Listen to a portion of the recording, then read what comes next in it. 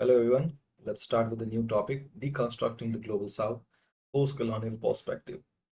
So this term Global South has gained prominence in global politics discourse recently, and traditionally it referred to countries in Africa, Asia, Latin America, and parts of Oceania, the regions that were historically colonized by European powers. However, in modern terms, uh, this term Global South, it does not signify any geographical region, but a conceptual framework of shared experiences of colonial exploitation, socio-economic marginalization, and the political subordination to the countries of global north. And it is because the modern international order, which that includes Bretton Woods Institution, United Nations Security Council, World Trade Organization, trade regimes, and power hierarchies, they were largely designed by the countries of global north or the Western power following World War II. And these framework, these institutions have often failed to reflect the concern, history, and aspirations of the countries of global south. Then there are many post-colonial thinkers such as Frantz Fanon, Edward Said, Ngugi Thiong'o, and Gayatri Spivak. All of them, they argued that colonialism was not just about military conquest or economic exploitation. It was a cultural and psychological project. The colonial countries, the European powers, by their subjugatory tactics, by their psychological subjugation, they bent these countries beyond reparations. Like if सिर्फ India की बात करते हैं, the European power, British, they left India in such a devastating condition, and that devastating condition was an artificial one. Like if you talk about the famine situation, so in last 60 or 70 years, in last 6 7 decades of colonial rule, there were 120 famines. That's a humongous number. 120 famines in a country, it means that country is reeling under severe economic distress. And along with that, the cultural subjugation, the ideological subjugation was also nothing to be ignored. Because here, the Western power, especially in the era when people were not that educated, people were not even literate. So at that time, they followed the various discourses of anthropological determinism or Darwinian determinism, by which they said they have the white skin and they have the technological superiority. So they are the people that sit at the apex of civilization. That was the haughty attitude that these people held. और फिर एक white man's burden एक concept है. It is again the concept of biological determinism, white man's burden. So इस concept में uh, they put upon themselves a role to civilize these people, the people of global south. और civilize करने की जगह it was exploitation in disguise. So looking at all these features, so this framework of global south, it is about these negative experiences, about unpacking all those stereotypes and to get away, to move away from such institutional torsion that these countries from global south, these European powers, they inflicted upon people of global countries of global north, inflicted upon people of global south. Therefore, deconstructing the global south, which means to unravel the definition that is involved, integrated with this term, it involves unpacking the deep-seated structural, institutional, and ideological legacies of colonial rule and modern manifestation of neo-colonialism. In short, it means that if you want to know everything about the global south, then you have to dig deeper. You have to go in the past. You have to unravel. You have to peel away everything that the historical legacy printed or marked on the history of global south. Because in the last few decades, let's say last 1.5 century. So this was the time when the colonial powers everywhere, they exploited the people of global south to their heart's content. और उसी exploitation में जो shared legacies हैं global south की, they lies there. और उसके लिए हमें फिर जितने भी ये colonial history है, जितने भी deep seated structural, institutional and ideological legacies हैं of colonialism, of imperialism, उन सबको we have to analyze it, we have to unravel them, और फिर ही उसके बाद ही we can come to a conclusion that global south is not just a conceptual framework, not just a geographical term. It is about the legacy, a historical legacy of bloodshed and exploitation. Then, importantly, the global south is not a homogeneous bloc. It includes emerging power like India, Brazil, South Africa, alongside least developed countries like Chad, Nepal, Haiti. Uh, all of these countries, एक चीज common है कि ये सारी countries हैं, they belong to these continent: Asia, Africa, Latin America, and Oceania. So while all these countries share certain post-colonial challenges, but their political system, economic capabilities, and development trajectories, they are also highly diverse. There is an internal complexity. जैसे India की बात करें, हम जो middle and emerging power है, India, Brazil, south Africa, so um, they have moved away from the historical legacies, and they have uh, made their presence felt in the international landscape.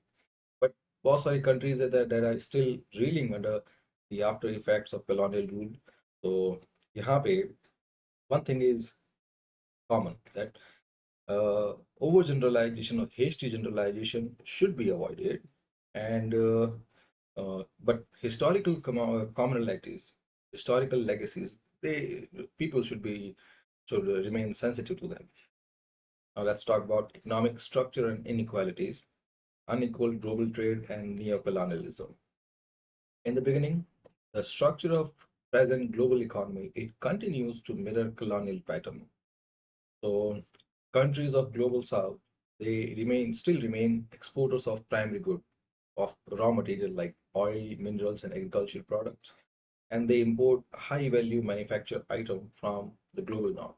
और यही situation colonialism में भी थी, that India was supplying them with raw material, and in return India was being supplied with, or India imported manufactured goods from England, from Manchester, from Lancashire, from factories of Europe. So that pattern is still being reflected. This unequal exchange keep the countries of global south trapped in a low value chain, and that perpetuate poverty and underdevelopment. Because if they keep supplying raw material, so in simple economic terms, you are supplying something like 1 kg of any commodity at $100. This is the price of raw material. Now, this raw material is being exported to such global north countries, to their factories, और वहाँ पे यही चीज़, it is being value added, और फिर वही 1 kg manufactured thing है, it is sold at $1,000. That's a general, even if it is a hypothetical and simple example, but it reflects, it mirrors the usual pattern of global economy in present time. So that's how global supply chain works.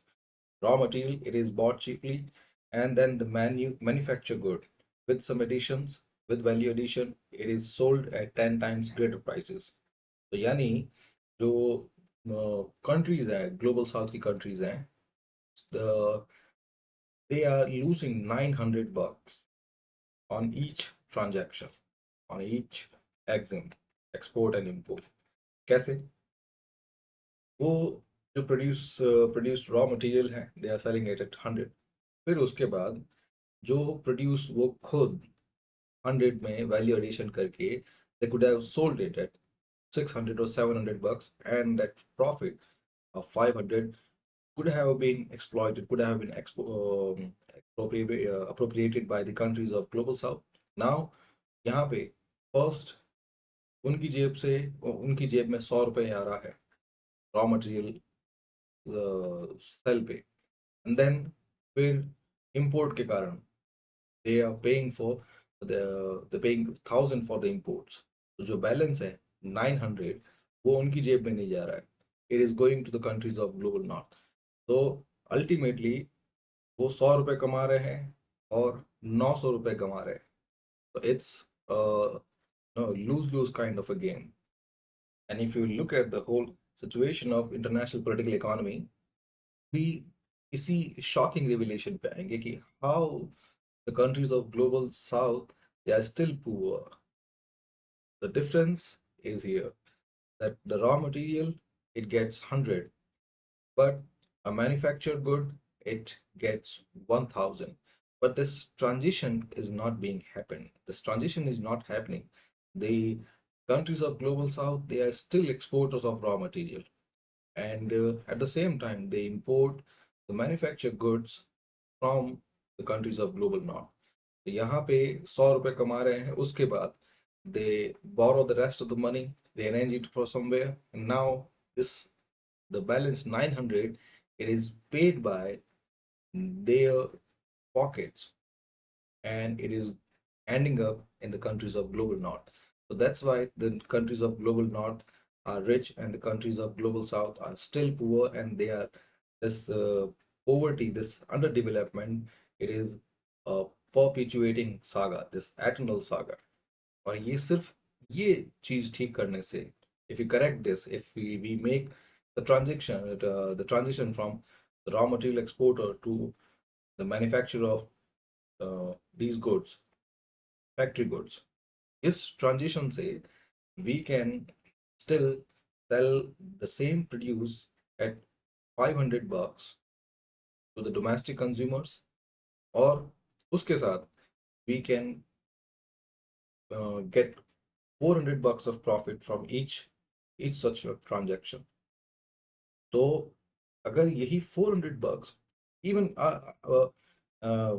it would be it won't be wrong to say, अगर $500 की जगह they are just selling it for 200, but still the situation तो उल्टी हो गई. They are not paying 900 to people of other countries. कम से कम वो पैसा जो है वो वापस कंट्री के अंदर तो है. यहाँ पे जो प्रॉब्लम है वो यही है that the Indian money, the Indian hard-earned money, going to it is being delivered to other countries. So your sweat, your blood and sweat, it is enriching someone else, and you don't know why. So this is the reason. So if we transition to factories, if we transition to manufacture, or if we transition to provision of manufactured goods, अगर ये transition possible हो जाए, then हम domestic consumer को same product जो है बहुत कम prices में, वे less prices, around you can say even reasonable term, $300 same shirt, $300 उनको मिल सकता है. एंड बीच का जो प्रॉफिट है, it can be appropriated by Indian producers, and same profit वो इंडियन इकोनॉमी में भी में ही अगर सर्कुलेट होगा, so that will be beneficial for Indian economy, beneficial for Indian people. Same cheese global south में, but this transition is not happening because the the people of global north, the rich countries of global north, they are not making it happen. Then there is one more institution, the World Trade Organization, that represent the global trade regime, and it also reflect the the aspiration, the concern, and the power structure of the countries of global north. So this organization, even though it was founded on principle of fairness, but it has favored developed nations. For example, African cocoa producers, they remain poor because they are exporter of raw material, whereas the European companies that dominate the chocolate industry, they are flourishing. So you can see the difference, you can see the actual thing that is being played out here, that the raw material, the people who are actually producing this thing, they are still poor, but with some value addition, the same thing, it is sold at inflated price, and they are enriching, they are fattening themselves from it. Then India and Brazil, they have repeatedly challenged Western agricultural subsidies at WTO, arguing that these subsidies that distort market prices and hurt small farmers in the South. Now let's have a look what it is, Western agricultural subsidies. So let's have a comparative look at the farmers of Global South, Indian farmer, and Western farmer. So here, Indian farmer represent the farmers of Global South. So the Indian farm holding, it is dominated by small and marginal farmer. Small and marginal farmer, which means that they hold uh, land that is less than 1 hectare. Then, when we talk about Western countries or Western farmer, they are mostly large farmers, and the agriculture there it is highly commercialized and mechanized. But the Indian or global South agriculture, it is still dependent on monsoon or rainfall, plus some intermediate commercialization, intermediate mechanization is there. क्योंकि जब खेत ही छोटा है, less than 1 hectare, and most of the farmer, around 85%, if they are small and marginal, why would they spend on agricultural tools? Why would they spend money on irrigation tools, on machinery, on commercialization? Because that would not be profitable. So here they are stuck in a deadly loop, in a vicious cycle. कि उनका उनकी land holding कम है, इसलिए they can not invest in irrigation and mechanisation, और उसकी वजह से उनकी प्रोडक्टिविटी नहीं बढ़ रही है. बट यही यहाँ पे वेस्टर्न फार्मर्स की बात करें तो वहाँ पे जो स्ट्रक्चर है, it is dominated by large farmer and it is highly commercialise and mechanise. And the reason, western farmers या वेस्टर्न कंट्रीज में population is less, very few people are employed in agricultural activities. Global South में it is around 50%. 50% of workforce it is employed in agriculture, और वहाँ पे it is around 5%. तो ये difference तो है. लाइक ये समझ लीजिए सिंपल टर्म, अगर एक खेत से 100 रुपये आ रहे हैं, लेकिन अगर 50 लोग उसमें काम कर रहे हैं, यानी हर एक के हिस्से में तो 2 रुपये आ रहे हैं.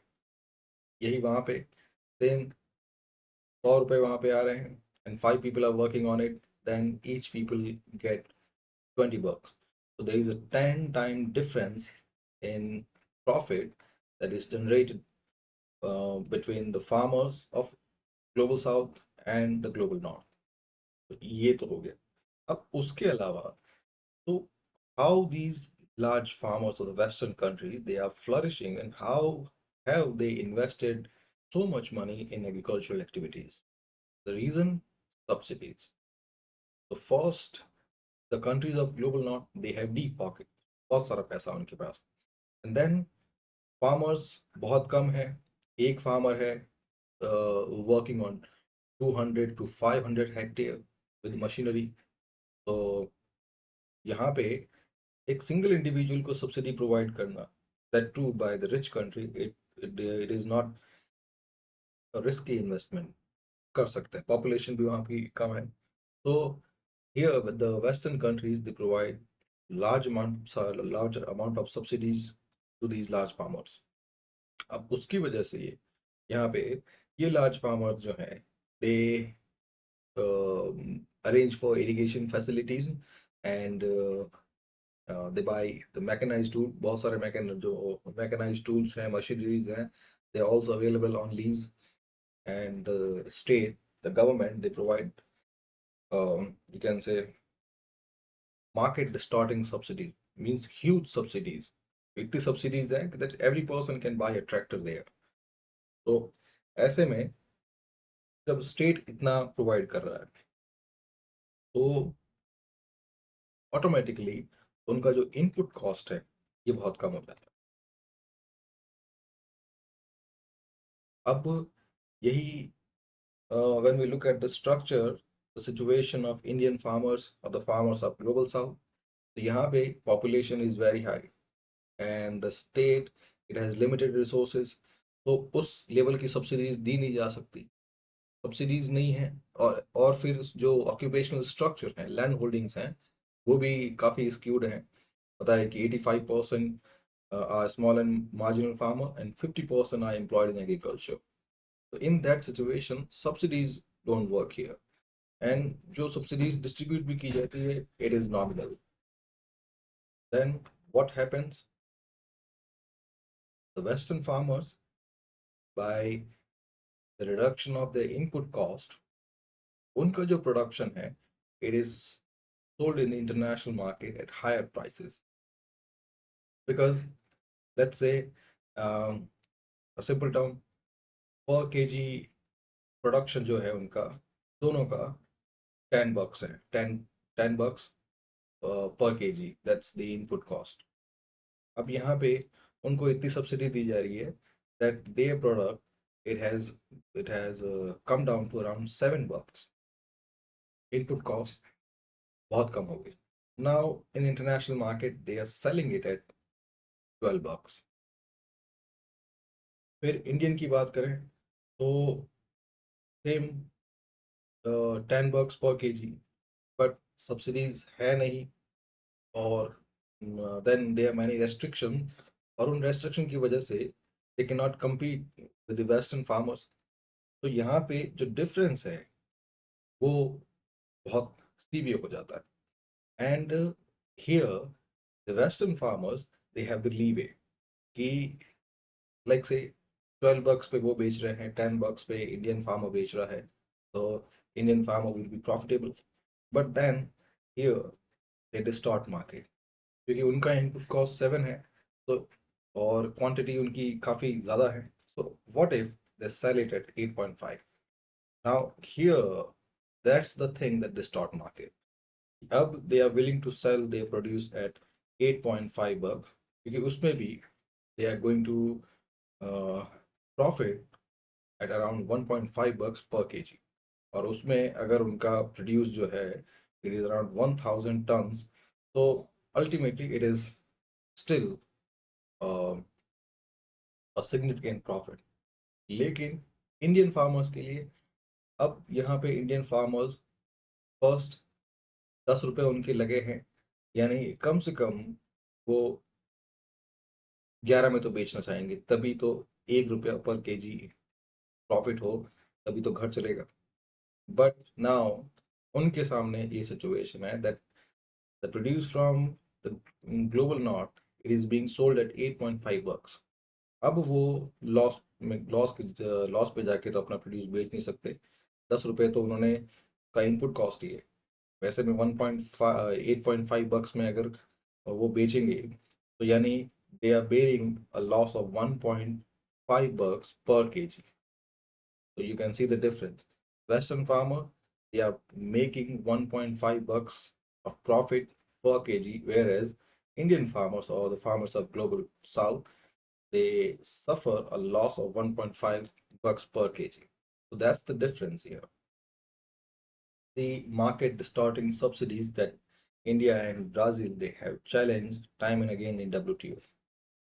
Then thinkers like Andre Gunder Frank and Samir Amin, they explain this phenomena via dependency theory, which means that the development in the north it is historically linked to underdeveloped in the south. क्योंकि यही है, it's like a seesaw kind of thing. Look, if the countries of global north they have to enrich themselves, so they can enrich themselves only by pauperizing someone, by impoverishing someone। वो तभी अमीर हो सकता है जब कोई गरीब होगा। So here the countries of global south, they their money is being soaked up and being drained in the countries of global north, जो situation बताई, and that's the gist of dependency theory।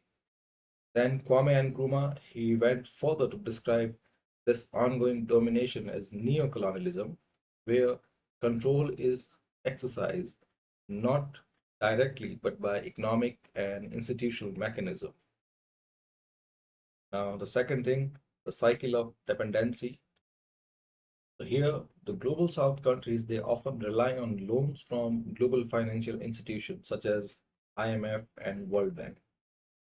Now, the loan from the financial assistance from these financial institutions, it comes up with strict condition. And these strict conditions known as structural adjustment program of IMF. So these SAPs during 90s, 80s, and 1990s imposed by IMF and World Bank, they led to privatization of public utilities, cuts in healthcare, in education, in various social spendings, and that weakened the state capacity in countries of global south, such as Jamaica, Ghana, Zambia, Bolivia, and many Latin American countries. So, what is it?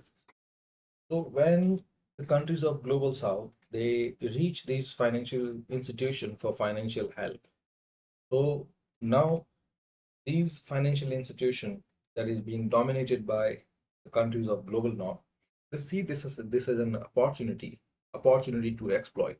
फिर वो क्या करते हैं conditions डालते हैं like you have to open up your market, you have to denationalize, you have to privatize your industry. तो जितने भी public utilities हैं that are for public welfare वो प्राइवेटाइज की जाती है एंड नाउ बाय प्राइवेटाइजेशन जो ओनरशिप है it is transferred from national sovereign authority to the countries of global north, to the MNCs of global north. Then अब इसके साथ ही बहुत सारी कंडीशंस आती है लोन रिपे करने के लिए, क्योंकि किसी कंट्री पे डेट या लोन जो है या डेट या जो फाइनेंशियल डिस्ट्रेस है वो तभी होता है जब major expense it is on administrative and governance expenses such as the social sector spending. बहुत सारी जो poorer countries हैं the countries of global south वो education में इसमें health care में infrastructure में इन सब में बहुत सारा पैसा खर्च करती है and you know these expenses these expenditures they are of long gestation period कि अगर आप आज गरीब बच्चों को पढ़ा रहे हैं if you are investing in their agriculture, in their health, in their food assistance, or in their nutrition, in their welfare, so आज नहीं but थोड़े time बाद in 2 or 3 decades they're going to be fruitful. So in the intermediate time कुछ वक्त के लिए they these expenses they do not generate any revenue.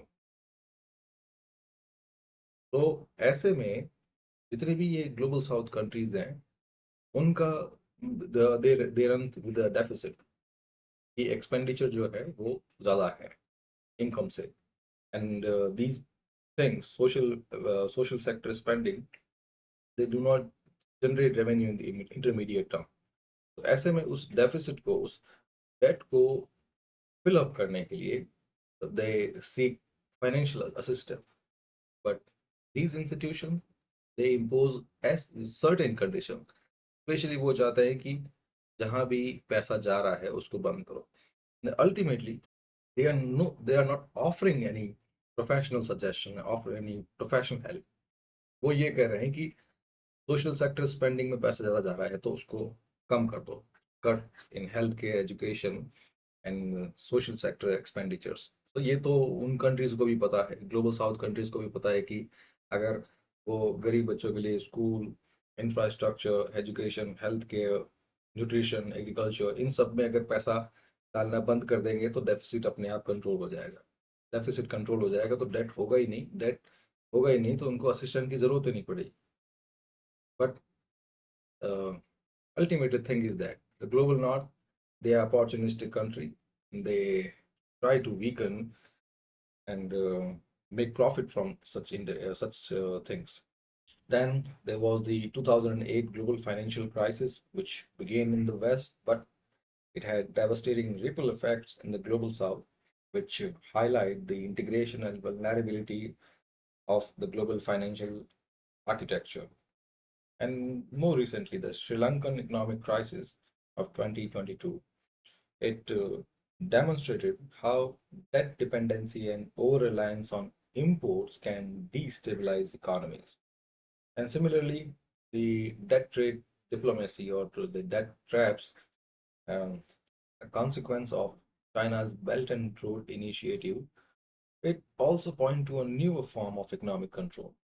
So debt trap में situation क्या है that China via the Belt and Road Initiative, which is an infrastructural development initiative.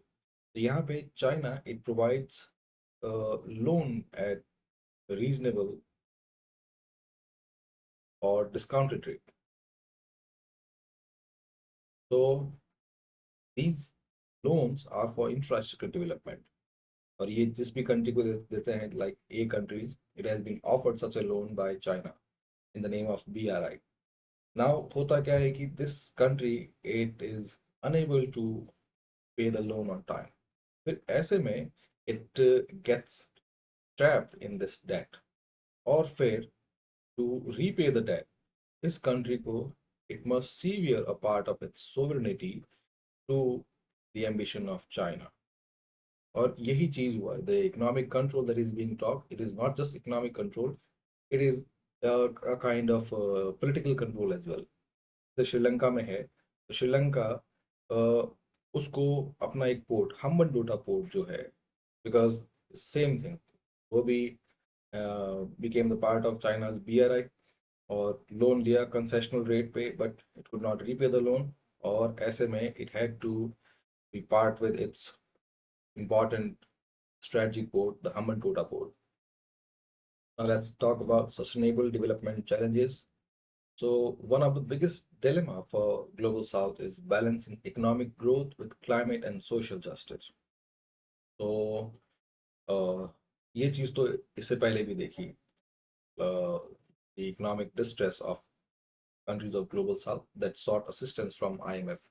So they cannot totally overlook this climate and social justice. They cannot uh, neglect this responsibility. So they are finding a balance that can ensure that economy is in good health along with their own provision for social welfare in their countries. But despite contributing the least to climate change, these countries are most vulnerable to the impacts of climate change. Recently, the floods in Bangladesh, drought in Kenya, and the rising sea level in small Pacific island like Tuvalu and Maldives, these highlight such climate nightmares. And then Sustainable Development Goals, which were adopted in 2015, they aim to provide a universal framework for addressing poverty, inequality, and environmental degradation. But this implementation, it remains uneven due to resource constraint, capacity gaps, and geopolitical tension. Then the South-South cooperation, it is emerging as an alternative model. Initiative like BRICS, IPSA, G77, and the various alternative financial institutions like ADB, Asian Development Bank, the New Development Bank, the African Development Bank. So these initiatives, they are providing the same facilities or the same assistance that is being provided by the international financial institution, but they have some humanistic element in them. And this South-South cooperation that we talk, they are pushing for reforms in all such global institutions, like the financial institutions, United Nations, World Trade Organization, World Health Organization, or any such global agencies. Then political landscape and governance, the impact of colonial legacies. So the political system in many global south countries, they were shaped by colonial administration. And the colonial administration, it prioritized control over consent. Local consent उस time पे तो कोई समझता भी नहीं था. So the consent of people were not taken, people were not included, and all they care about is their own profit. But after independence, many of these states, these global south countries, They inherited such centralized bureaucracies, authoritarian legal systems, and ethnically divisive borders. For instance, the Nigeria's internal divisions were aggravated by colonial rule that led to a civil war post independence. और यही same Sudan में भी देख सकते हैं that an artificial division was created between Hutus and Tutsis, and that fire is still burning after that many decades. And ये जितने भी Africa, the whole Africa, via the scramble for Africa theory, it was dismembered and distributed along such artificial borders और ऐसे बहुत सारे जो ethnic stripes उन्होंने create किए. Then the second example is from India, where the India's administrative and legal framework they still reflect colonial legacies, like Indian Penal Code, the structure of civil services, CRPC. So all of these structure, the whole skeleton, it belonged to the colonial authorities. Then in Rwanda, the colonial power, the institutionalized ethnic divisions contributed to 1994 genocide. All right, I forgot to mention here, there is uh, different strike, different conflict in Sudan. The conflict between Hutus and Tutsi, it belonged to Rwanda. But there is a similar bloodshed going on in Sudan, or Sudan B, it has broken down into two, Sudan and South Sudan. But such artificial division, they are still simmering. Then the rise of authoritarianism. So the political instability in global south is often linked to weak institution, identity conflict, and external interference. Well, before proceeding on to these reasons, let's have a look at what authoritarianism is. So authoritarianism, it is a political structure that is about concentration of authority in a few hands. It may be a majority community, it may be any charismatic leader, it may be any party structure, it may be a single person. So, all in all, it is about the concentration of overall authority in any country. And such authoritarianism, it is rising in many global south countries. Not only in global south country, it has become a global phenomena recently. So in global south, this rise, it can be linked to political instability, which further can be linked to weak institutions, the identity conflict between different communities, the political polarization, and then external interference, including the interference of large media and tech giants. Then the Cold War period, it also witnessed numerous coups and authoritarian regimes that were supported by either USA or USSR for strategic gains. For example, like the CIA backed coup in Chile, it brought General Pinochet to the power. Then repeated military intervention in Pakistan, वो तो आप news में देखते ही हैं कि जैसे ही कोई prime minister आता है that is people oriented or welfare oriented, the military rise up in the arms, take up arms, and dethrone such a public minded prime minister. Then there are recent coups in Mali, Burkina Faso, and Sudan. They show how fragile institutions can be even decades after independence. And let's talk about democratization and self determination. So, uh, despite these challenges, there have been many inspiring stories of political transformation. India stands as a number one because it has remained a vibrant democracy despite size, diversity, poverty, and many such authoritarian elements. Then South Africa's transition from apartheid to democracy under Mandela is also a model of reconciliation. Then the Arab Spring, it initially offered hope for democratic change, and even the recent the crisis in Syria, it was also assumed that Syria would transition to democracy or something of that order.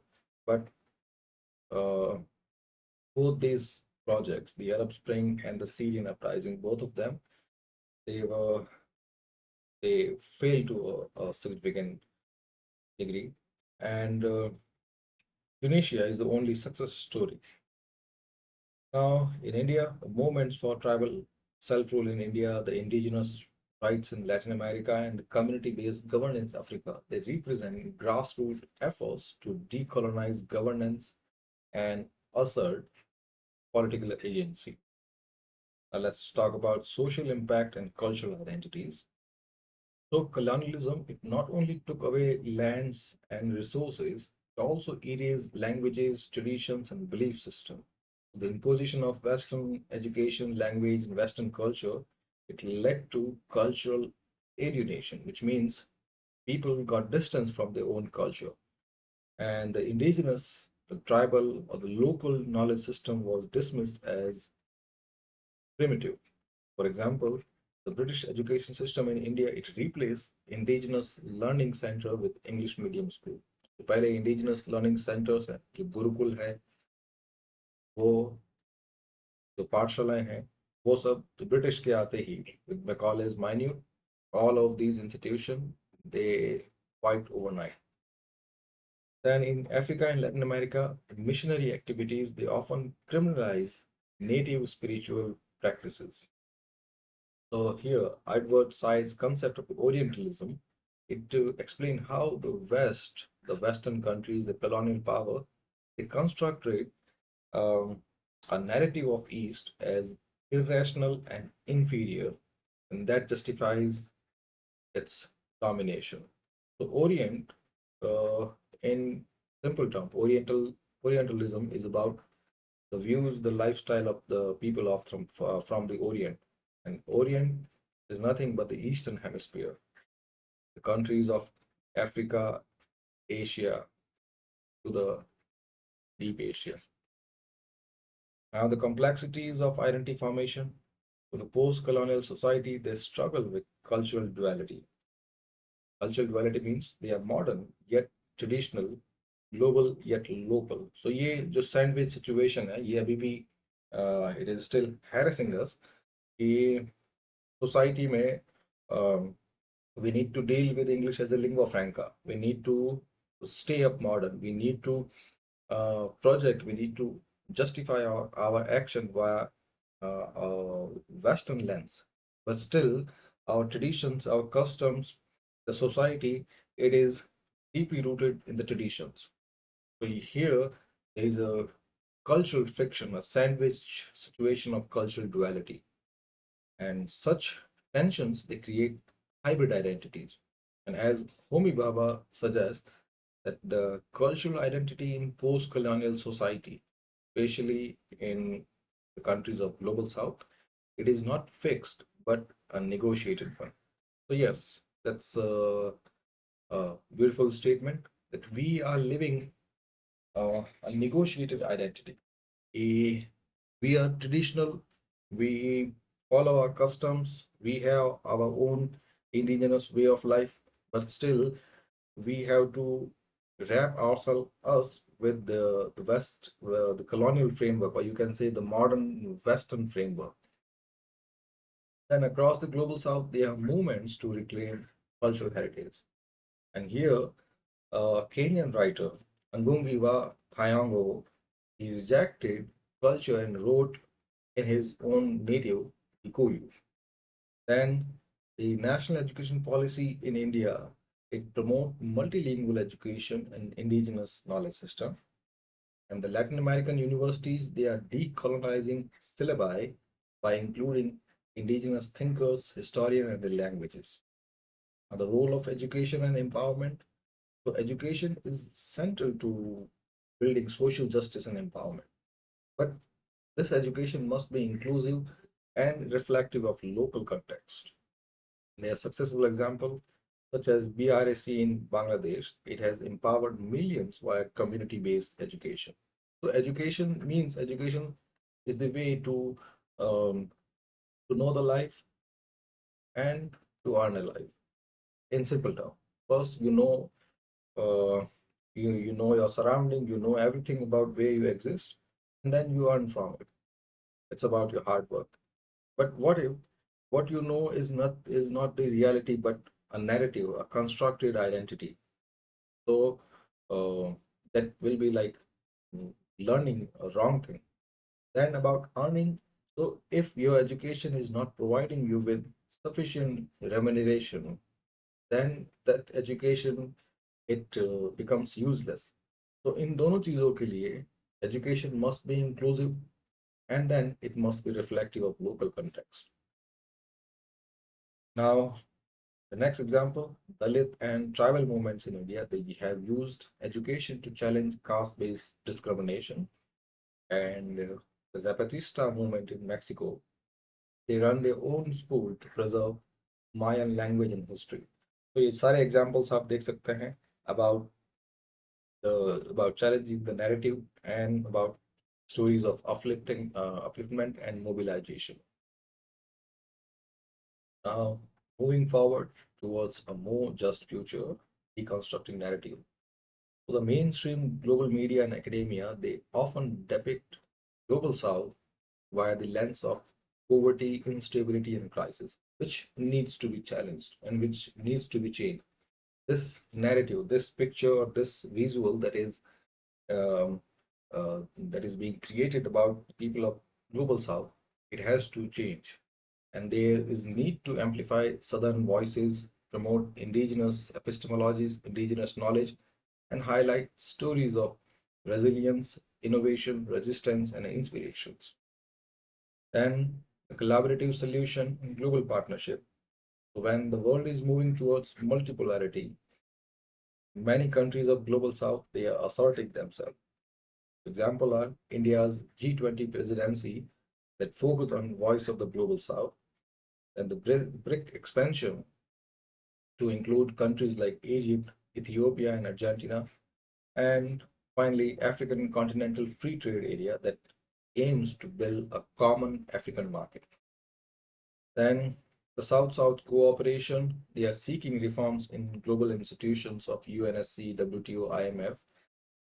Then about building a new future, the future of global South, it lies in investing in education, technology, inclusive development, and sustainable practices. Prime example, India's digital public infrastructure that has transformed governance and financial inclusion. Then another example, Kenya's M-Pesa that has revolutionized mobile banking. And the last example is from Brazil. It's Bolsa Familia. It has shown how conditional cash transfer can reduce poverty. So these institutions, all of them, they are about the same thing, about financial inclusion and distribution. क्योंकि पहले जो है most of the welfare policies they led to pilferages. Pilferages means leakages. कोई भी एक चीज central government से welfare के लिए आ रही है, there are many leakages down the line, और गरीब आदमी के पास कुछ पहुंचता ही नहीं. फिर इंफ्रास्ट्रक्चर गवर्नेंस वगैरह जो है वो भी बहुत हैरेसिंग थे, बहुत टायरिंग एंड एग्जॉस्टिव थे. So all these initiatives they have worked on such challenges. So यही होता है when we innovate, when we critically think, we can arrive at a solution. और फिर उसके बाद जब वो चीज़ आगे बढ़ती है, that things run, a new normal is created. After certain time उसमें भी जितने भी bugs हैं, glitches हैं, वो resolve होते हैं. Then we proceed to the next level. So that's how progress works. So these homegrown innovations, they show that alternative development models are possible that are rooted in local realities and responsive to people's needs. So ultimately, that's what we need. That we must progress, we must find solution, and we must find solution that are based on local reality. Now, conclusion. So to deconstruct the global south is to understand, critique, and reimagine the post-colonial world. So it is not about framing the South as a victim, but about revealing the exact thing, the structure of historical injustice and contemporary inequality. It is about celebrating agency, resilience, and the capacity to build a better and more just global order. So, towards the future, the challenge is not only to reform the global system, but also to create new paradigm of knowledge, to seek new solution, to build new model, innovative models of governance and cooperation that are grounded in reality, in local condition. This is it. Thank you very much.